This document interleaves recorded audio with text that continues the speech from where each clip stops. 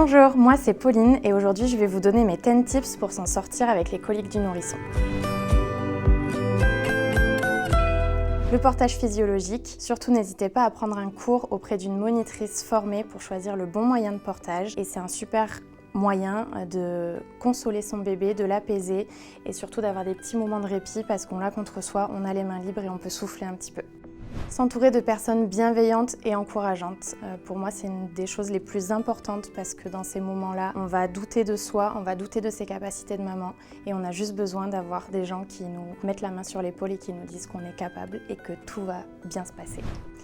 Se faire confiance et faire confiance à notre instinct de maman. On est maman, on sait quand il y a un problème avec notre bébé et il ne faut surtout pas laisser l'entourage ou les professionnels nous décourager ou nous faire douter de nos petites intuitions parce que le plus souvent, on a raison. Donc, si vous souhaitez allaiter, surtout n'hésitez pas à vous entourer de professionnels compétents. Ils existent, ils sont là, il y a des consultantes en lactation, il y a des pédiatres qui sont formés et c'est vraiment important d'avoir les bonnes informations pour ne pas arrêter à contre-cœur ou pour ne pas recevoir les mauvaises informations. Prévoyez pour vous et pour votre conjoint à l'avance des petits plats congelés qui seront sains et réconfortants. Quand je dis à l'avance, j'entends avant l'arrivée de bébé, parce que surtout si vous avez un bébé qui a des coliques, vous aurez peu de répit et vous serez bien content de ne pas avoir de temps à passer en cuisine. Le cododo, c'est une super alternative quand on allaite. Ça permet de ne pas avoir à se lever plusieurs fois par nuit. Ça permet d'avoir son bébé juste à côté de soi et de le nourrir au moindre signe d'éveil. Et puis, si vous n'allaitez pas mais que ça vous fait juste très plaisir de dormir avec votre bébé, alors faites-le.